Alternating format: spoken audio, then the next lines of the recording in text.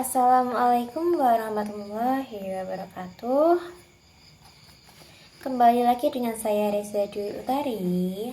Di sini seperti biasa, saya akan menjawab pertanyaan dari buku Aswaja. Di sini ada satu pertanyaan yang akan saya bahas, yaitu mengapa Imam Al-Ghazali dan Imam Al-Junaidi menjadi representasi dari tasawuf Aswaja? Jelaskan. Sebelum kita membahas mengapa Imam Al-Ghazali dan Imam Al-Junaidi menjadi representasi dari tasawuf Aswaja, saya di sini akan menjelaskan asal biodata dari Al-Ghazali dan Abu Qasim Al-Junaid. Yang pertama yaitu Al-Ghazali. Al-Ghazali atau yang bernama lengkap Abu Hamid Muhammad bin Muhammad Al-Ghazali Al-Tush. Ia dilahirkan di Tabaran pada tahun 450 Hijriah. Ayahnya adalah seorang pemintai Ghazali. Sebab itulah ia bergelar Al-Ghazali. Al-Ghazali menghabiskan masa kecilnya dengan mempelajari dasar-dasar keagamaan di Tus. Ia mempelajari fikih pada Al-Imam Al-Rodokani. Setelah itu, ia pergi ke Jurjan untuk berguru pada Al-Imam Abu Nasr Al-Ismaili. Saat Al-Ghazali berguru padanya, ia membuat beberapa ulasan terhadap keterangan yang ia dapatkan dari gurunya itu. Setelah itu Al-Ghazali pergi ke Naisabur untuk berguru pada Al-Imam Abu Al-Ma'ali Al-Malik Al-Haramain. Ia mengikuti majelis Imam Al-Haramain sampai beliau meninggal dunia.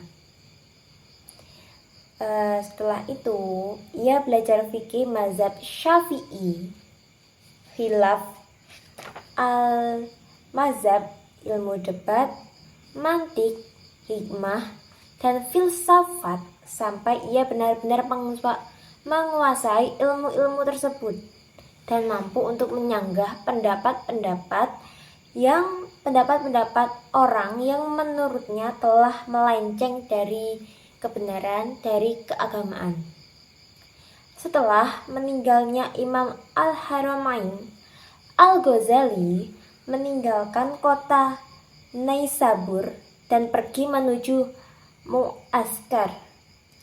Dia bermaksud untuk ikut bergabung dengan para intelektual di dalam majelis yang didirikan oleh Nizam al-Mulk, Perdana Menteri dinasti Seljuk. Mohon dikoreksi bila salah. Di tempat ini, dia aktif terlibat dalam diskusi ilmiah bersama para ulama. Pada diskusi ini, Al-Ghazali menunjukkan kapasitasnya sebagai cendekiawan yang berwawasan tinggi. Setelah melihat reputasi ilmiah yang cemerlang, Nizam al-Mulk mengangkat Al-Ghazali sebagai guru besar dan sekaligus memimpin perguruan Al-Nizamiyah di kota Baghdad pada tahun 484 Hijriah. Selama menjadi guru besar, Al-Ghazali memberi kuliah teologi dan fikih Syafi'i. Kuliah-kuliahnya ini dihadiri oleh 300 tokoh ulama termasuk diantaranya beberapa pemuka mazhab Hambali seperti Ibnu Aqil dan Abu Al-Khattab. Terus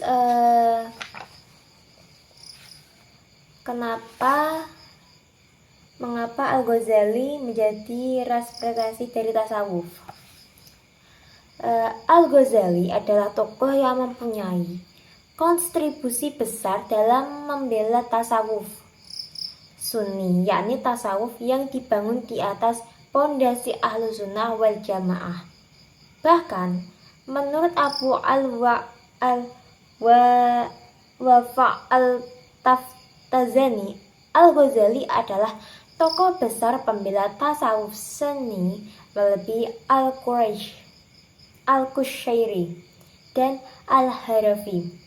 Pertimbangan ini mencakup pada sosok, sakofah tasawuf dan ilmunya. Tasawuf menurut Al-Ghazali bukan sekedar ilmu, akan tetapi juga disertai amal. Ia memberi perumpamaan bahwa orang yang mengetahui definisi sehat, seperti dokter, belum tentu ia sehat.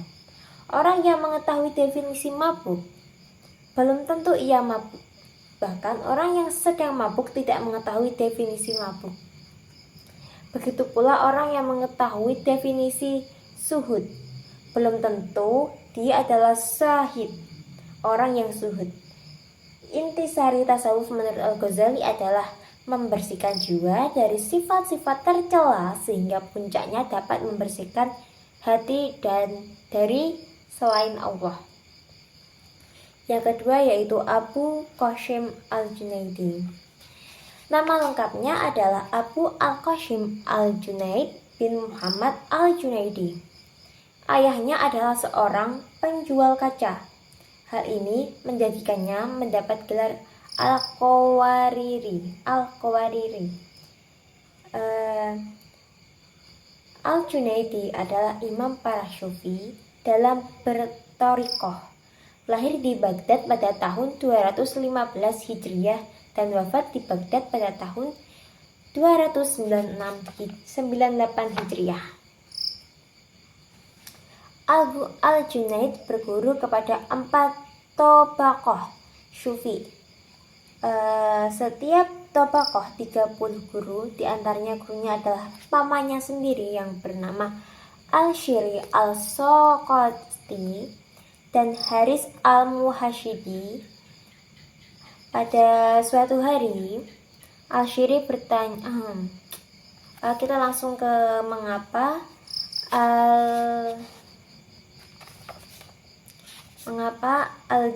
Imam Al-Junaidi menjadi representasi dari tasawuf Asy'ariyah adalah Al-Junaidi adalah tokoh dalam tasawuf Sunni. Ia sangat menentang pandangan-pandangan tasawuf yang bertentangan dengan Al-Quran dan Al-Sunnah. Al-Junaid mampu mengendalikan keadaan-keadaan spiritual yang datang ke dalam hatinya, sehingga ia tidak pernah mengucapkan syatah. Syatah menunjukkan kekurangan dan kelemahan seorang sufi. Di antara perkataan-perkataan Al-Junaidi tentang tasawuf adalah seluruh jalan kepada Allah tertutup kecuali bagi yang mengikuti jejak-jejak Rasulullah SAW. Dan Ibnu kami ini terikat dengan Alkitab dan Al-Sunnah. Seandainya kalian melihat ada seseorang yang dapat bersila di udara dan di atas air, jangan kalian menoleh kepadanya sehingga kalian mengetahui apakah ia menjalani perintah dan menjauhi larangan atau tidak. Jika dia mengamalkan perintah dan menjauhi larangan, maka kalian boleh meyakini kewaliannya.